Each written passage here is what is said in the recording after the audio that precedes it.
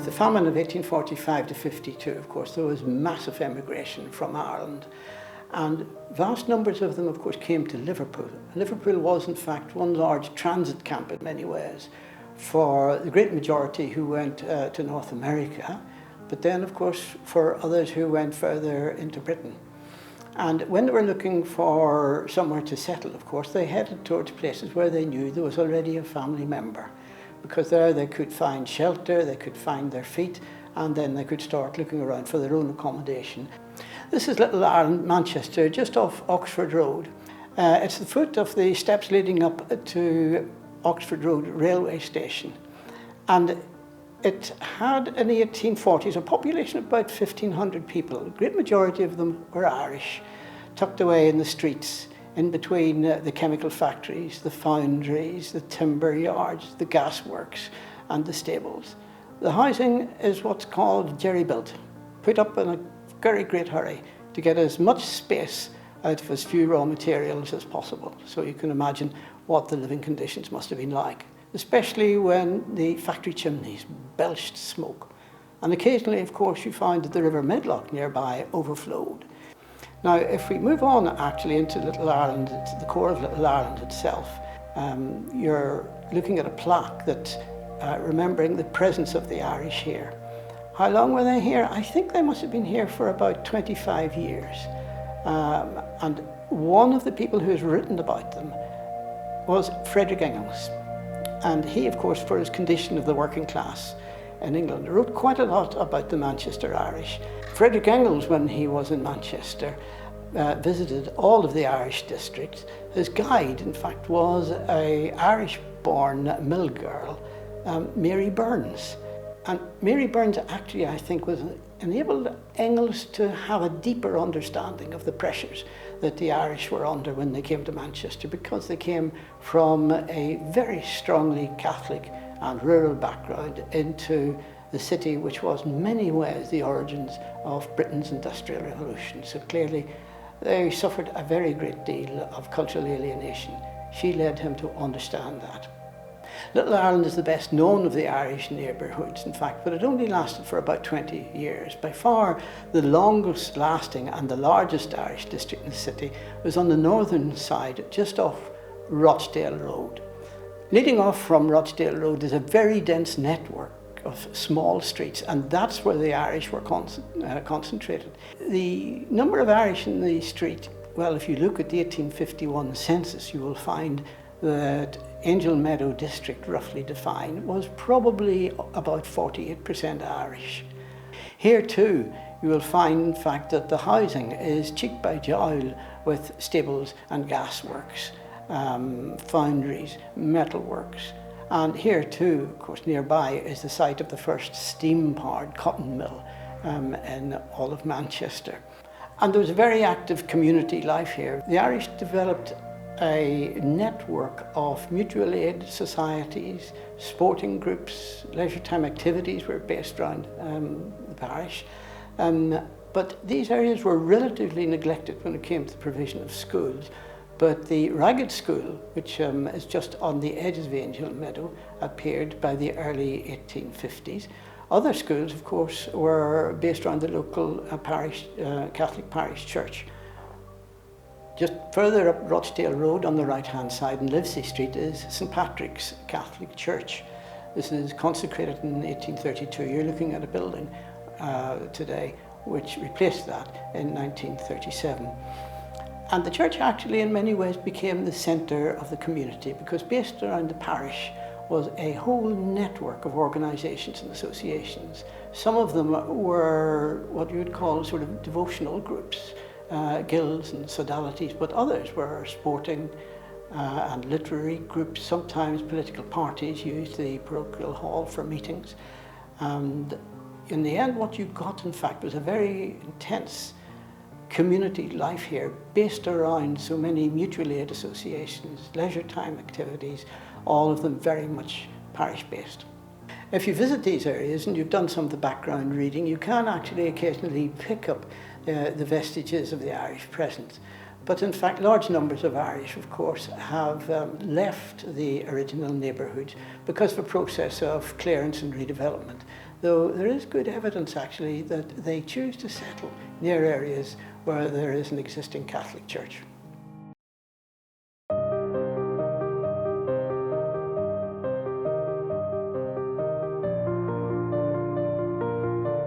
My name is Ian McHugh, and I was born in Manchester in 1955. On my mother's side were English Protestants who'd lived within 20 miles of Manchester for at least 200 years. And in many ways, we're a very English family. But my dad, Bill, was born in the Chorlton-on-Medlock area into an Irish family of 12 children, son of Frank McHugh of Castlebar, County Mayo. And here is the only photograph I have of Bill and his father Frank together, taken during World War II when my dad was in the RAF. Sadly, my Irish granddad died in 1947, 8 years before I was born. But I've long been proud of my Irish roots, and in 2004 went back to County Mayo and managed to track down a second cousin still living on the small farm where my granddad was born. So who were these Mayo McHughs and how did they end up in Manchester? Well, my great-great-grandfather, John McHugh, was born around 1820, 3 miles north of Castlebar in a township called Capper. He was a tenant farmer on land owned by the Law Life Assurance Company of London. And he married Anne Philbin in 1841. They had 5 children, including my great-grandfather Martin McHugh, who was born around 1845. And he married Anne Malloy in 1868, when they could both only sign their names with a cross, not being able to write. However, within 10 years, he was working in a shop on Linenhall Street in Castlebar, and later as a clerk, so he must have been taught to read and write as an adult. According to the census, their family spoke both English and Irish. The couple went on to have at least 12 children, the first 10 in Castlebar, before moving to Manchester in 1889. We don't know the exact reason for that, but looking into the history, clearly Mayo had been badly affected by the famine in the late 1840s, but emigration continued on a large scale over the next 60 years, with the largest exodus, in fact, being in the 1880s and 1890s, following the failure of the potato crop in 1879. The Connaught Telegraph reported on the scene at Castlebar railway station not long after, in 1901. Here were women, old and young, fair and swarthy, wrinkled and comely. Some wore shawls and antique jackets and old-fashioned bonnets, all gathered in from the hills. They were all talking, weeping or sighing, or gazing piteously before them with reddened eyes, or wailing all of a sudden at the sight of a tear-stained face. The men were mostly young, great hulking fellows in slouch hats, boys from the hillsides, nearly all armed with blackthorns. Now the little group stood for the last time among their friends and faithful companions, home behind them, their faces to the world. At the junction, the train steamed up. The whole crowd was a mass of excitement. Whistles sounded, voices grew shrill, wails found a sudden note of agony, tears flowed fresh, faces crowded closer, hands darted and clutched, and from warm Irish hearts sprang the most pathetic farewells I have ever listened to. So Martin and Annie must have caught a similar train with their children and arrived in Manchester in 1889, where Martin soon got a job as a railway porter at London Road Station, now known as Piccadilly, and he seems to have carried on as that right through to his death in 1915. My granddad Frank, meanwhile, had been born back in Mayo in 1885, and so arrived in Manchester aged about 4. He went on to be a packer in a cotton warehouse, later a foreman, and did that for all of his working life, apart from war service in the Royal Artillery from 1916 to 18, when he ended up serving in Egypt. In 1908, Frank married an English Protestant woman, Beatrice Johnson, at the Holy Name Catholic Church, which is now the University Catholic Chaplaincy. The church records that I saw there have Ne Temere written in red next to their names to show it as a mixed marriage that must be carefully watched. They had 5 children together, including my dad, Bill. And then, after my grandma's premature death from an illegal abortion in 1920, he remarried and had a further 7 children. My dad left school at 13, also working in a warehouse until joining the RAF in 1939, and then married my mum, Iris, in 1949, and worked as a clerk for Esso Petroleum until retirement in 1977. Mum was also from an English Protestant family, and my dad never attended a Catholic church after their Anglican wedding. He was, however, very close to his 4 brothers and sisters, and they always fondly remembered their Irish father and the songs he used to sing them. I was born in 1955 and the first member of our family to go to university, retiring recently after a career in community service, local government, and adult education. In my 20s, I spent some time in Northern Ireland, running children's play schemes on both Catholic and Protestant estates. My 2 sons are named after Robert Emmet and James Connolly, and I'm proud to say that my delightful first grandchild bears the name Maeve McHugh.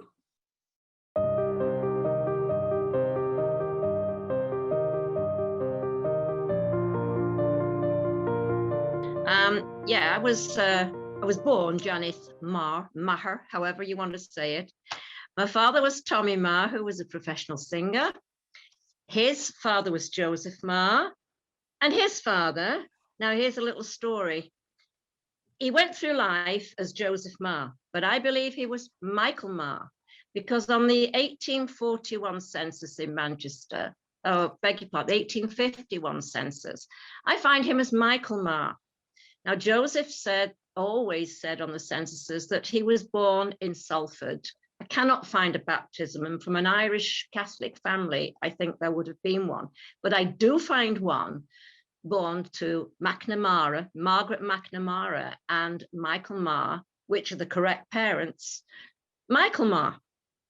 And I think he changed his name as time went on to Joseph, because his best friend was Joseph, who lived in the same street, in Naples Street, in Angel Meadow, the slum part of the earth, you know, where a lot of Irish went in the mid 1800s. And he was called Joseph McCormick. And I know that Joseph Marr, or Michael Marr, was the best friend of Joseph McCormick, because they were best men at each other's weddings. And my Joseph, Michael, was the godfather to 2 of Joseph McCormick's children. So there are a lot of reasons, there are more, where I believe that my great-great-grandfather was in fact Michael Marr and not Joseph. Michael Marr and Margaret McNamara, my great-great-great-grandfather and Joseph's father, were married in Dublin in 1830. And on the day they got married in the same church was a John Marr who was baptized, who had been born in 1829, their son. So obviously they got married after their son was born. I have found through an Irish website that, in fact, those 2 people had 5 children in Dublin, but only 2 came to England with them. I don't know the actual date they came, because of course there aren't any records, sailing records. They didn't need a passport in those days, etc. But I have found the burial places of 2 of them. So Michael and Margaret McNamara came over here. I can't find them in the 1841 census, but that's not a surprise because a lot were missing anyway, but certainly on the 1851. And I find the death of Michael Marr, my great-great-great-grandfather, dying in the workhouse in Deansgate near Angel Meadow in Manchester. He died in 1846, which would be a couple of years after Michael Joseph was born. So this Michael, sorry, my great-great-grandfather, I'm getting a bit mixed up now here, probably getting you mixed up anyway. Michael, or who became Joseph, was baptized in 1843, which is the right year for my Joseph. So there are many, many other things I've got here, which circumstantial evidence very, very strongly suggests that I've got the right family. Because when this Michael Joseph got married in 1868, he was living in Salford at 8 Divine Street with Margaret, father on the marriage certificate, Father Michael deceased. And on the banns of that marriage, I have got son of Margaret Nee McNamara and Michael Marr.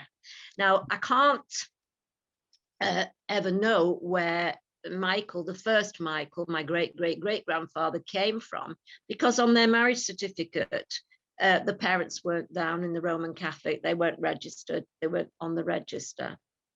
Very recently, I heard that my father, who died 21 years ago, had actually gone with his brother Joseph. My dad was Tommy Marr, the professional singer, and Joseph Marr, my cousin, his daughter is still living, and we correspond every day.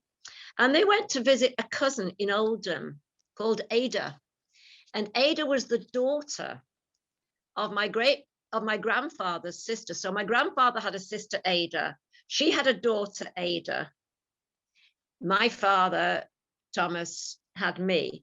And very recently, I have found her daughter, another Ada, still living in Oldham. And we're gonna meet up fairly soon. She didn't even know she had Irish ancestry. So I said to her, so you can celebrate St. Patrick's Day now legitimately. She didn't know anything about her Irish ancestry. So she's over the moon. They were living in 1851 at number 8 Nicholas Street in Angel Meadow, which is actually mentioned in, oh gosh, what was the book now? Elizabeth Gaskell's, hello, it won't come to me right now. Oh gosh, anyway, it's in the book. It's mentioned on two places, Nicholas Street. It's still there, but it's called Naples Street now. And of course, it's all been redeveloped around there. My father, at the age of 19, I've got all the press cuttings as well, adverts in the paper. He joined, he went for an interview at the age of 19, bearing in mind, you know, he lived in Moss Side. They weren't a rich family. There were 13 children originally. 5 died before he was even born. Agnes died in 1907, born in 1903. And I know where she's buried, and 3 of the sisters are buried. I can't find the other one at the moment. Anyway, the eldest surviving sister of my father, Margaret, Auntie Peggy, saw an advert in the paper advertising for anybody to join the Royal Kilties Junior Band. My father went for the interview on a Wednesday. He got the job, and by Saturday he was touring Europe with the band, and I've got reviews and all sorts of stuff. Obviously, when war broke out, they had to disband. There's my father, never been abroad in his life before. I think he'd only ever been to Blackpool, and that was a treat, one day a year. And unfortunately, you know, his singing ceased from then on. But I've got him singing. I've got an advert singing at the Russell Palais in Hume, in Russell Street. He used to sing at the local dance hall, and he made records. I've got a record of his. And actually, an interesting story was, I've got a postcard of him singing in Latvia, in 1939. And I wrote to Riga to ask if they had anything about my father, and lo and behold, they did. And it was published in a book called Architecture and Cultural Heritage of Riga, or Latvia. And the museum got back to me. And they said they hadn't got any copies left of this book. They had the one and only copy that they knew. Anyway, lo and behold, I'm going to fill up now. My daughter, for my 70th birthday, got a private detective on the story. And they found probably the only last copy in the world with my father and the story of where he was singing in Latvia. He was a countertenor and he so quite a high voice.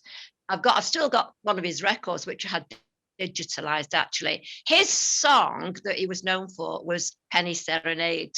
It starts once I strayed 'neath the window of a lovely senorita, and she smiled while I softly played my penny serenade. That was my dad's signature song. So that was unfortunately, war broke out. He had to get home. His passport's amazing because he had to go through several different countries with no money. And so he was given grants by the British embassies in all these different places and finally got back to England when he went straight into the Navy. And that was the end of his singing career, unfortunately. But he had a lovely voice.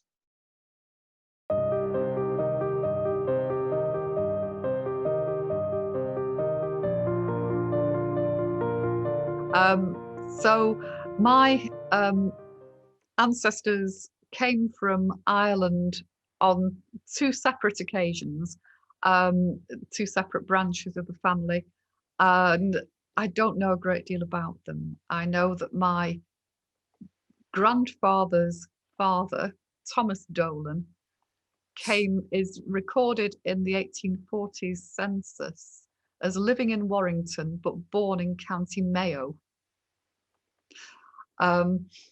So that gives one link to Ireland. That was on my grandmother's, my maternal grandmother's side. On my paternal grandparents' side, there's a vast amount of Irish ancestry that includes surnames such as Birmingham, Gagan, sometimes McGagan, sometimes Gagan. It depends on who they were talking to. You know, the surname varied. So I'll come back to both of those, and I'll deal with the family of Thomas Dolan first of all.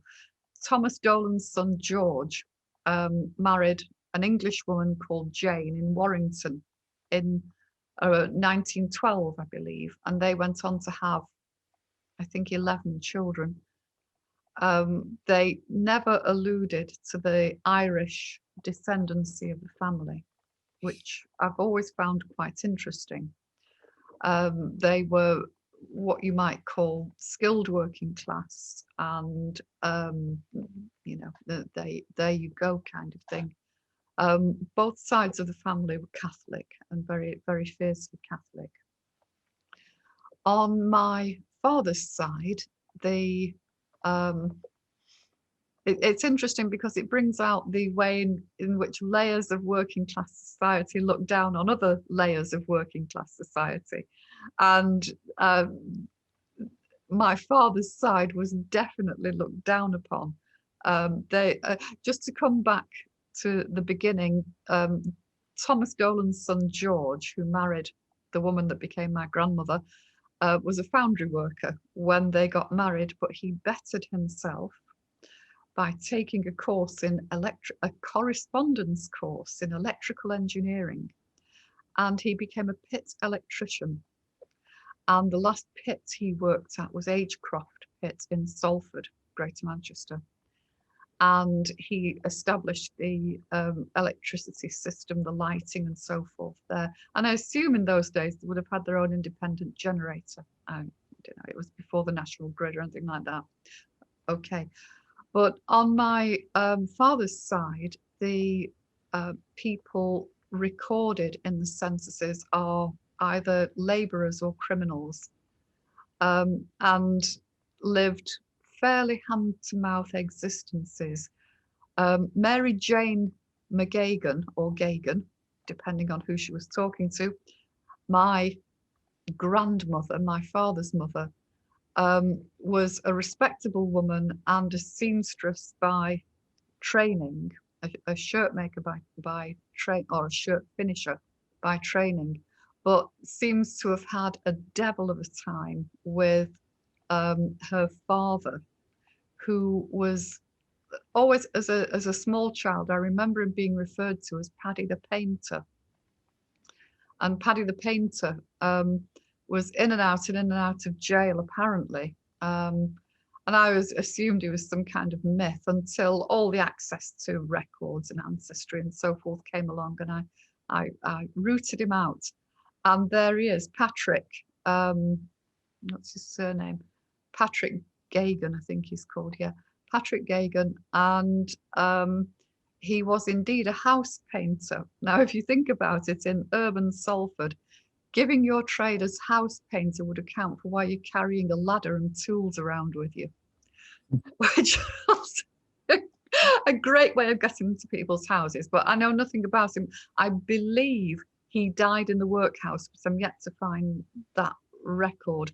I do know that at the time of Mary Jane Geoghegan's wedding to John Joseph Burke, her mother gave her status as widow, which was a lie, but it was a respectable lie. It maintained respect because Paddy was probably in clink at the time, and nobody was going. You could invent your own backstory quite easily in those days, and so there we go.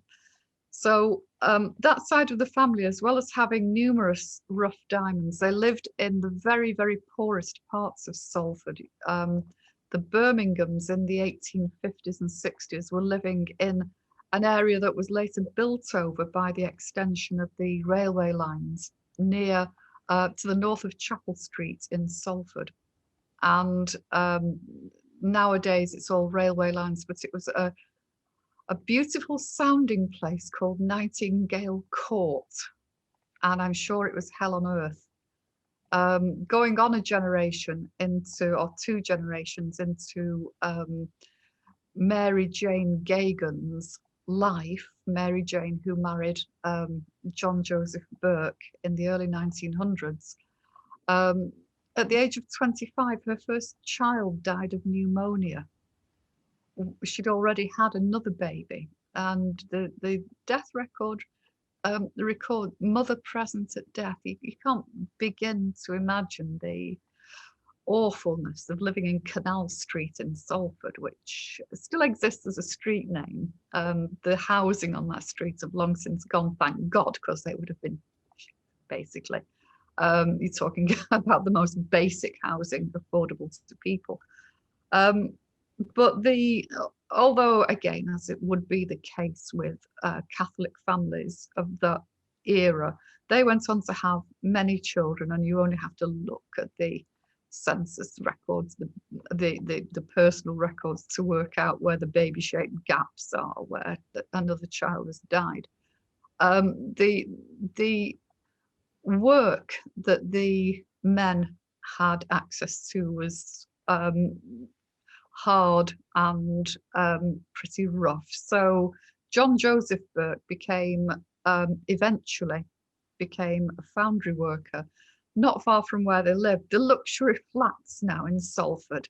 Oh, the irony. They would never have believed it to look at it now, but opposite the canal terminus off Oldfield Road were steel rolling mills, and that was where John Joseph Burke lost one of his eyes in an accident that you can't begin to think about, and was awarded the massive sum of £25 compensation, which would have been a massive sum in those days.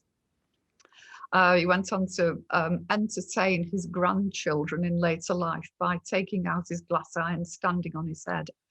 It was a thing, he could entertain people doing that.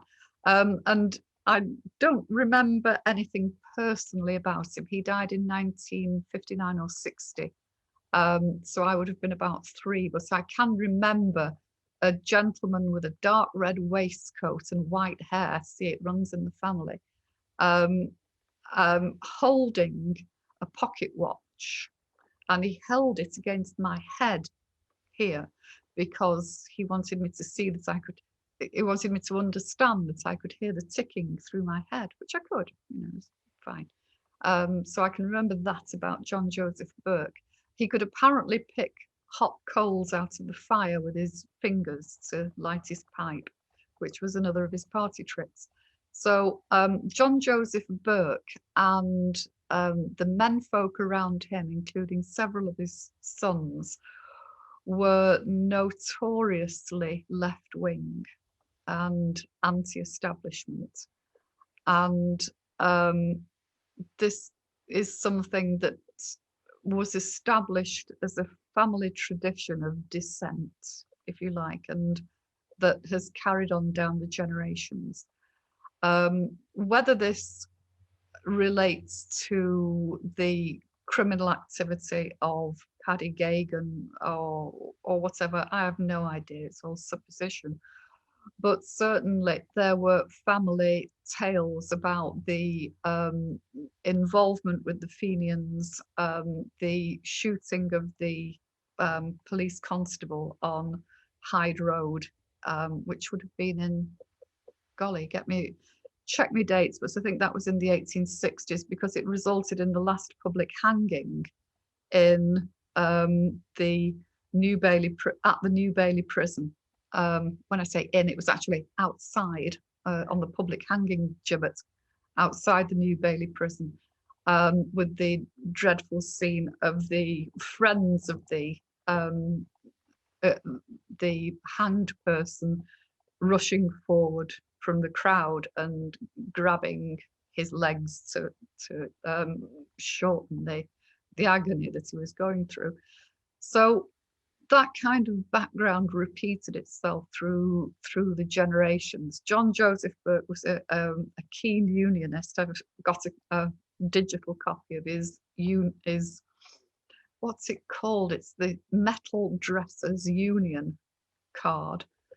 And by the 1930s, at least two of his sons were involved in whether it was socialism or communism at that time, possibly both, but they were following in the tradition of dissent and sticking up the middle finger, if you like, to the establishment. And really, that's about all I know about them. I wonder if that helps. I mean, as I say, it was very, very clear from my mother's side of things that they were a little bit what you might call below the salt, to say the least.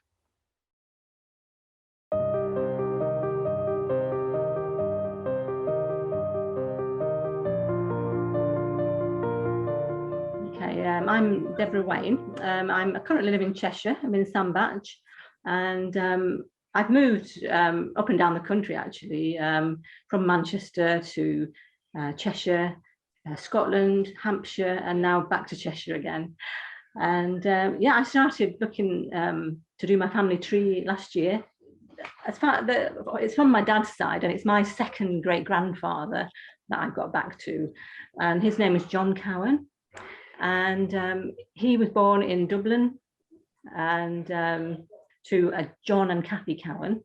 I don't know much else about them because that's where I hit the brick wall.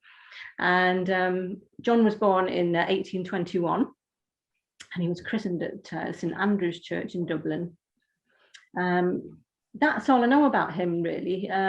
His to-be wife, Ellen Coveney, I think she was born in Kinsale near Cork, and she was born also in 1821, and she was christened at St Finbarr's in Cork. So somehow or other, maybe being the same age, I don't know, they got together and they decided to come to England and ended up in Ancoats in Manchester. And yeah, so his name is down as a journeyman tailor. And I think journeyman means that he's highly skilled in his profession as a tailor. So they come over in 1841. I think they're about 20 years old when they come over. And I think straight away they get married. And they marry at St Patrick's Church on Livesey Street in Manchester. And that's in 1841. And then they go to live in Loom Street. Loom Street, 67 Loom Street. And then they go on to have a family, and they have about 6 children, 5 boys and a girl. And then they moved to, it was called German Street, I believe, but now it's called Radium Street. And I think it was called German Street because there was a warehouse that was German there. I think that was the thing anyway. And I think Ellen was a cotton weaver, and she was also just a housewife as well. Now Ellen died, she was only 44 when she died. She had bronchitis and heart disease, so she was only 44. And John lived until he was 71, and he died on the 10th of July, 1892. But I don't know where they're buried. A lot of my ancestors, because from him, his son, my grandfather Peter, he stayed in Ancoats, and his father stayed in Ancoats, and my dad stayed in Ancoats too. I mean, my dad was born in 1923, and he stayed there until he was married, and then he only moved to Newton Heath, which was just up the road. So lots of my family are buried in Phillips Park Cemetery. And so Peter, the son, he's buried in Phillips Park Cemetery. And what I discovered there was quite disappointing, really, because I was hoping to find some, headstone of graves of family. And he's actually in a communal, like, pauper's grave, where I suppose lots of people were in those days. I think that was about 1912 when he died. And I thought I'd found his grave, but I realized he was actually only one of 20 people in that grave, and it was now grassed over and not even a headstone or anything. And the same with his wife as well. So that was quite disappointing. But other than that, I think my dad would be very impressed, actually, to know all what's been going on in Ancoats lately, what's now the Northern Quarter, and all the improvements there. And I think he would be pleased. He said to me once that if anybody asks you where you're from, never tell them that you're from Ancoats. And when he wrote a memoir before he died of his life, he actually started off by saying, I was born in the slum area of Manchester, and it's almost like he was sort of ashamed of being in Ancoats, really, which, yes, it was quite tough down there. But yeah, all his family lived around there, and they only kind of got as far as Manchester, Moston, Drawlston, and didn't get very far. I kind of moved around, and my brother is actually back in Ireland. My brother, he's down in Cork, and like West Cork he is. So he's back to the original place really now. So I think that's all I've got really.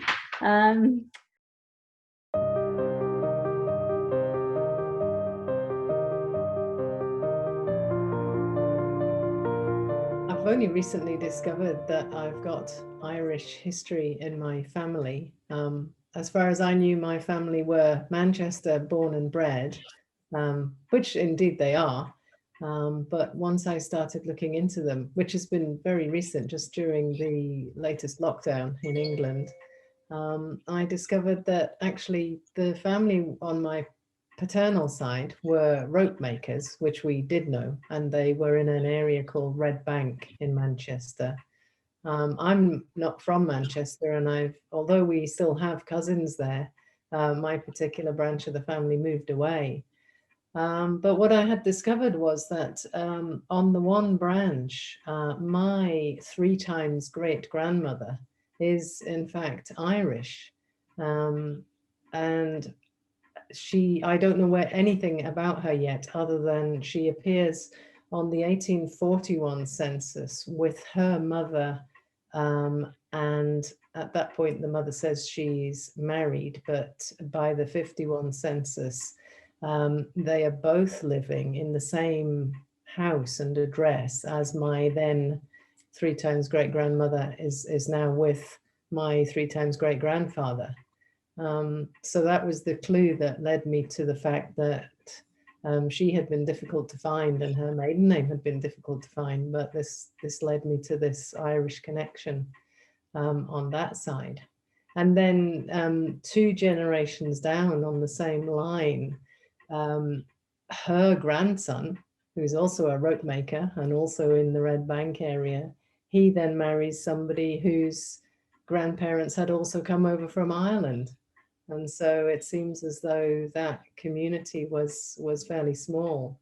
And from what I've seen on the censuses, I can see that they are with lots of other Irish names on all the censuses at those moments in time. And I guess, like most people, I just assumed that the little history I knew of Ireland and people leaving was that they did go much further afield, that they went off to America or Australia. It hadn't really occurred to me that they came into Liverpool and then went to Manchester and stayed. But apart from knowing that on the one generation they came from Athlone, I really don't know much more about them yet, because this is a very new discovery for me. One of the professions that I found for one of the women was that of a book folder. And her mother was a tent dealer. So those sound interesting. And then, of course, they get married, and so their professions aren't shown on the next censuses if they're still working, which I assume they are, because they're very much that they're poor and working class. And then 2 generations later, the people that come over from Ireland, he's actually a milk porter or a dairyman or a servant, but still a milk dealer. So that was obviously his profession in life.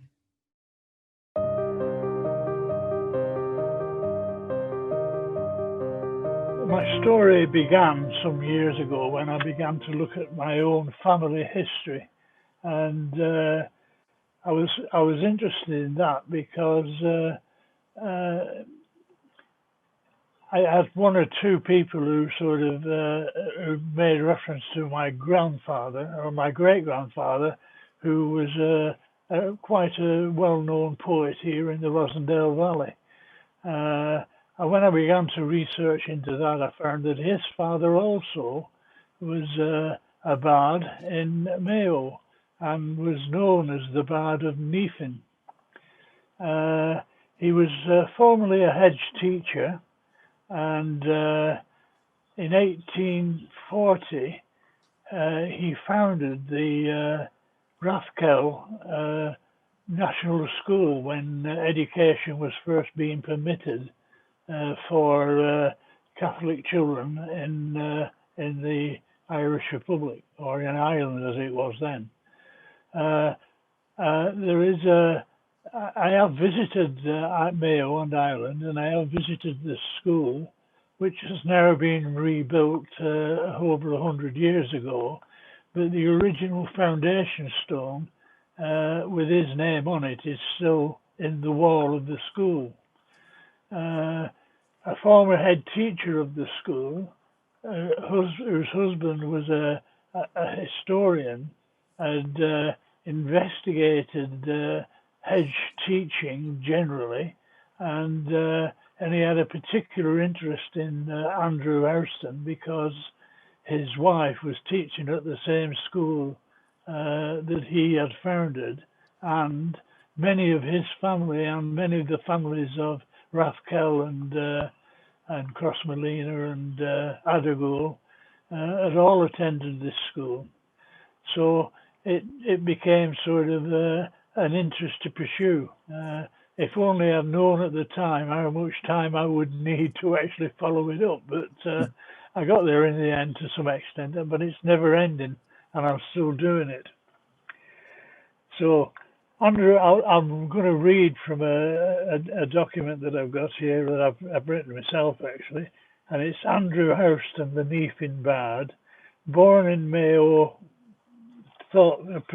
supposedly, round about 1790, married a Bridget O'Boyle in Addergool on the 15th of October in 1840. And that was my great grandfather. The first record of the Houston family in East Lancashire, where I live, was in 1861 on the census. And the record showed that Bridget, the wife of the Bard of Meath, was lodging in Rochdale with a family in a one-bedroomed house, and there was 11 people living in this one-bedroomed house. And even more interestingly, every one of those 11 people, including an under 12-month-old baby, was shown as working in the local cotton mill. When I went into that, the cotton mills apparently were much warmer than the houses, so the mothers and parents used to take the children and put them in a box under the looms because it was a warm place, and it was something of a lullaby for the children to actually sleep to. The rattling of the looms, we would have called it. My grandfather was born in Rosendale, and he used to write regularly to the local papers and comment. I have to say, not apparently politically, but sort of with some feeling of association with Ireland. He wrote a great deal about his Irish home and his Irish people. None of his contributions which ever referred to the famine, but he was fond memories of his childhood in Ireland. He then went on to eventually marry 3 times. His first wife died quite early in the marriage, leaving along with 3 of the children, and he remarried again, and then for a long time, the second marriage, I was unable to find any sort of separation or divorce, but eventually I did. And she had emigrated to America and was living in America, and she divorced him for his philandering with other women in Manchester. He had a final marriage to a woman from St. Helens in the Liverpool area, and there was the records show there's a huge number of Houstons or Houstons born and living in Liverpool. None of which have been able to connect to my family, but that probably goes back to an earlier history, which I have to thank Doherty for, and he was the Edge teacher historian, and he believed that Houston came when they came to Mayo from the north of Ireland, and established the Mayo Houstons that way. So many of the Houstons from the north may not be relative to the Houstons of Mayo, but on the other hand, they may be. But it's a big task to actually pursue it. I'll come to a point here where an obituary in the Rosendale paper, the Wake-Up Times, in August 1920, made this reference to the death of Andrew Houston, the Bard of Rosendale. He was a frequent contributor to the columns of leading journals in Liverpool and St. Helens, and also the Freeman's Journal and the Rosendale newspapers. His work was published in 100 poems on the European War and in Foreshaw's edition of Pearls of Poetry. Other of his efforts which gained favourable acclaim were his tribute to the loss of the Titanic and the memory of King Edward VII. Well, his eldest son, or rather his youngest son, was Thomas, who was my grandfather, and he had 4 children, my father William, brothers James, Thomas and Andrew. This Andrew name continues to recur. And they all married, of course, in Rosendale and had families. So the link with Rosendale was quite strong, sort of probably as strong as the link with Mayo. But there is he has a book which is published, which I have, published in 1920, and it's sort of I gather all of the things that he'd written, all the poems that he'd written to the press, and a few others which he hadn't written, but were all very interesting, but very interesting to local people rather than and temporal, of course, as well. You know,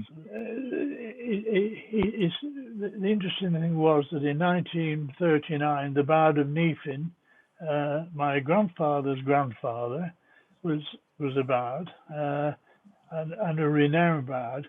And quite interestingly, quite recently, I found a reference to him in an Irish historical archive about hedge teachers.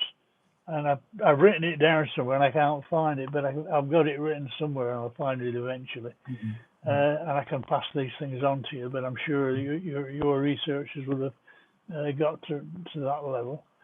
So I think that although there was no sort of mention about the famine in my family history, given the fact that my family lived in the west of Mayo, certainly between 1820 and 1860, there is a great likelihood that they were impacted by the famine, and yet in all the writings and all the references that I've looked at, there has been no reference by anybody to the famine fact, which actually tells a story in itself. They talked about the future. They went to America, they went to Australia, they went to New Zealand, they came to Lancashire and Yorkshire, and didn't talk about the famine, but looked to the future, which I think is a big telling story about the attitudes of the Irish people who were faced with situations which we wouldn't be able to comprehend today. Mm-hmm. One other interesting story I think is probably worth mentioning is that my father had a book. This would be in the late 40s, maybe into the early 50s, but I suspect late 40s, which was a story or a collection of stories about the cruelty of the occupying British or English armies in Mayo, and I did read this as a child, maybe 9 or 10 year old, and it had a great impact on me. One of the stories that stands out was about this particular village, where all the villagers were herded onto a pond, which was frozen, and forced to stay there by the troops, and until they collapsed and into the ice, and then into the water, and all died. And this book, I believe, was written by an author called Daniel Breen, but I've been unable to trace the book, or even whether or not Daniel Breen was the author. There is other Daniel Breens who are recorded, but I haven't found anything to this book. And the sad story is that I was taking this book from my dad's house to an uncle's house, wrapped up in a brown paper parcel, and it was probably about a mile away. And somewhere along that journey, I lost the book. My father was very distressed about it, but I think sort of his distress has passed on to me, and I'm still distressed to this day.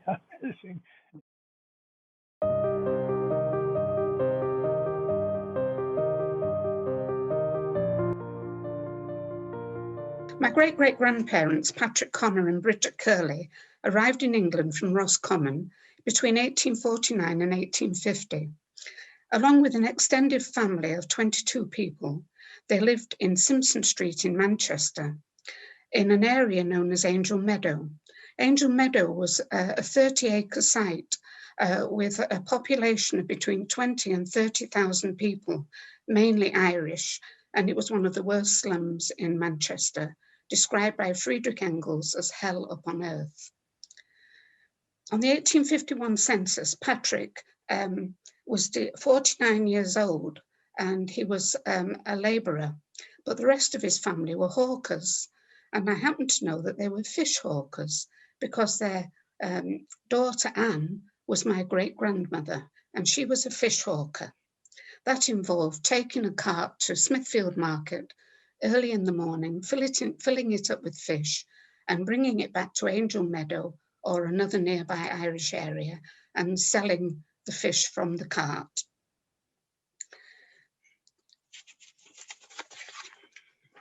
As the Connor children married, they tended to marry into other Irish families, so that in 1861, my great-grandmother Anne married John Degnan. The Degnans were from Mayo. John was a tanner in a tanner's yard, and Anne was still a fish hawker. They married at St. Joseph's Chapel in Marshall Street, which was also in Angel Meadow.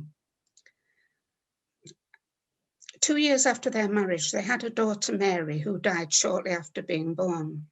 On the 1871 census, the couple are living in Foundry Street, which is also in Angel Meadow, and John is still a tanner, and Anne is still a fish hawker.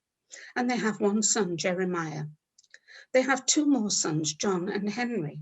And Henry is was my grandfather, born in 1874. On the 1881 census, John and Anne are living in Fielden's Yard in nearby Ancoats. John is still a tanner and Anne is still a fish hawker. They live next door but one to the Burke family, who are related to the Degnans. By 1891, Anne has died, although her parents, Patrick and Bridget, are still alive. The family has split up, and Henry and Jeremiah are lodging in Primrose Street in Ancoats, and they're working in a cotton mill. In 1894, Henry Degnan married my great-grandmother, Margaret Jane Larkin, at St. Michael's Church in Ancoats. Maggie, as she was known, was the daughter of Charles Larkin and Bridget Phillips, who were from Galway. Charles Larkin first appeared on the 1861 census as a 19-year-old living in Silk Street in Ancoats with his widowed mother and two sisters. And they were all working in a cotton mill. A few years later, Charles had moved to Widnes, where in 1867 he married Bridget Phillips. And on the marriage certificate, it says that he was a chemical labourer. In 1871, Charles and Bridget and their one-year-old daughter, Mary, lived in Pleasant Street, Widnes, and Charles is still a chemical labourer. By 1881, the family are back in Manchester, living in Prussia Street, Ancoats. Charles is a market porter. They have several more children, including my grandmother, Maggie. Sadly, their eldest child, Mary, died in 1885, and Bridget died in childbirth 2 years later, in 1887, at the age of 39, giving birth to their 9th child, who also died. In 1891, Charles is living in the same house with his remaining 4 children, and he's working as a general labourer. My grandmother, Maggie, who's 16, is working as a warehouse girl. 3 years later, in 1894, my grandmother married Henry Degnan at St. Michael's Church in Ancoats. And in 1901, Maggie is living in Silk Street, Ancoats, with her 3 children. Henry is away fighting in the Boer War. Their daughter Mary, my mother, was born 2 years later in 1903 in Poland Street, also in Ancoats. In 1911, Henry, Maggie and their 5 children are living in Poland Street, Ancoats, with their 5 children. Henry works as a scavenger for Manchester City Council, and in fact, I know from my mother that he was a dustbin man. In all, Maggie and Henry had 9 children, 4 of them dying as infants. Maggie died in 1947 and Henry died in 1950. Their daughter, my mother Mary, married Thomas Royal, who was English stroke Welsh. However, because of all the Irish intermarriages, my DNA today shows me as being 50% Irish. I'm very proud of my Irish ancestors. They arrived in England with just the clothes on their backs. They lived in the worst slums in the country and they were vilified by the local people. But they stuck together. They took out their carts and went to the market and got their fish and brought it back to Angel Meadow and sold it. And I'm very proud of them. And I think they must have been very intelligent people because their descendants today are teachers, architects, solicitors, and even a poet. So that's the story of my Irish ancestors. Thank you very much for listening.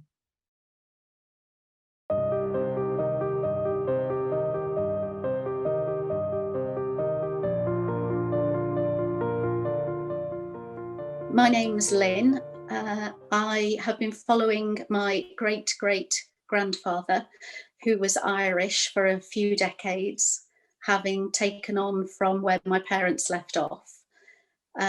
He first appears in Liverpool for us in the 1841 census, where he's living with his wife and 2 children, one of which is my great-grandfather. And he's always been a puzzle. He's been really elusive. In the last 20 so years with the use of the internet, I've managed to get a timeline of him. Using the 1841 census as the starting point, I managed to track him back to Manchester, where his possibly second son, Charles, was born, who is my great-grandfather. Charles was baptised in St Chad's in Rochdale, and then I managed to find the marriage of my great-grandfather, the Irish guy, John Dinan, who married in 1827 at the church which later became Manchester Cathedral. He married a lady from Wales. This seems to jump about a bit. He married a lady from Wales. Sorry, I'm just looking at the details here. On the 31st of December, 1827. He was a tailor by occupation, which has helped to some degree in following him through because of the similar names. And then I found who is possibly his first child, born in Holyhead in Anglesey, because his wife was originally from Anglesey. So she obviously had the first child, another John by the same name, who we didn't know existed until I came across him, and might be the cause for some of the confusion in the family stories that we've been passed on. So, sorry, I'm going to look at notes because otherwise I'll just go waffling. So the facts we've got are that in 1827, John Dinan married his Welsh wife in Manchester. Possibly the first son is born in Holyhead, where the wife is from, but the family are still living in Manchester because that's written in the Holyhead records. In 1836, my great-grandfather is born, and he's baptised in St Chad's in Rochdale, so the sort of Manchester suburbs. And then in 1838, the family is actually moved to Liverpool, where another son is born. And in 1841, the family are together at Hadwin Court in Fontenoy Street in Liverpool, where John Dinan, the father from Ireland, is a tailor. And it says Tailor J, so I'm presuming he's a journeyman tailor. The 2 children that are with him at the moment are Charles and Griffith, who are 6 and 3. But the person who we think is the first son, with the same name as his father, so he's John, he is not with them. He is actually with the mother's father's family in Holyhead. So we didn't know he existed at first until we found the Holyhead connection. In 1842, John and his wife have another child, a daughter this time. And then in 1850, we find that John has got on a ship, the Lady Franklin, and he arrives in New York on the 31st of October 1850. He's listed as a tailor, but here he actually says, I think he's 38. So we have a discrepancy between his date of birth with his family on the previous census, when he said he was 35, and 10 years later, or 9 years later, he's 38. So I've always wondered why he changed his date of birth, because I'm sure it's him. He is a tailor. The family don't have the John with them. The story fits. And then after that, we can't find anything about John Dinan being in New York, other than one entry for his emigrant savings account in New York. But within the year for the 1851 census, his wife Anne says she's a widow and she has the children with her, but not the eldest son. And they're the facts that we've had to go on. And then along with the facts, we've had various snippets of family story passed down through the family. The biggest one is that John actually died at the Battle of Bull Run, otherwise known as Manassas, in America. That meant nothing to me when I first heard it, but I've since done some research. And there were two battles of Bull Run, 1861 and 1862, which then makes me think that the John Dinan that we were told it relates to, the father, is possibly too old. And then we've got this discrepancy with the wife in 1851 saying she's a widow, which at first we discounted, thinking that rather than saying she'd been deserted, that she just decided it was more pleasant to put that, well, pleasant's probably the wrong word, but more understandable to put widow. Because at that point in time, we didn't know that the eldest son, John, actually existed. But now we know that their first child was called John. The Battle of Bull Run could actually connect to the first son rather than the father. When this John died, his uniform was sent home, and the story within the family goes that the uniform was dark green with silver buttons, and when the family were finding things quite hard, they sold the silver buttons. It also had a hat, but no one has a description of the hat. I've tried to find that uniform on the Civil War sort of information sites, and I can't find anything specific, because it sounds like the uniforms were a bit whatever they could get hold of at the time. So there was a lot of friendly fire, even killing their own side, because the uniforms were so mixed. The uniform, when it arrived home, the family thought was from the wrong side. So they thought it wasn't the uniform for the side that he was fighting for. And they also, I can't remember if I've said, they actually sold the silver buttons when they needed the money. The pockets of the uniform, the jacket, were also filled with what they classed as worthless money. Apparently it had loads and loads of paper money in the pockets. And because it was worthless, they just burnt the money because it was a heating source. But they found out later that if they'd have kept the money, it would have been honoured once the war was over. They would have honoured the money from that side. There's some more family stories that go with the same John, that when he went down to the docks in Liverpool, he just got on a ship with a relation and just went to America, leaving the family behind, and they were all rather shocked. But now that we know that the eldest son was also called John, I think it probably relates to him rather than the father. And I have found some records, just looking for my notes. Yeah, there's a John Dinan who is a tailor with a Mick Dinan who is also a tailor. And they leave Liverpool on the ship called the Equity. And in the 30th of April, 1849, they arrive in New Orleans. So that could be the son. And he is the sort of right age, being born in 1829, to possibly be a fighting age in 1861 for the Civil War census. There's also talk of somebody getting on the ship Alabama from Birkenhead. I don't really know much about the Alabama. I don't know if it's a different family member or if it's the same story somehow. And we don't know where in Ireland the original John Dinan, my great-great-grandfather, came from, but there is also talk of someone in the family being the harbour master of Cork. And when I've looked at the Cork censuses, there are Dinans of the same spelling, because most of it's spelt with a Y, but a couple of times, and in the 1841 census, it's spelt with an I. But I think John, the Irish Johns, was probably literate because he was a tailor, and also on his marriage documentation, if I'm interpreting it correctly, both he and his wife signed, because there are crosses for one of the witnesses. We don't know who stayed in Manchester.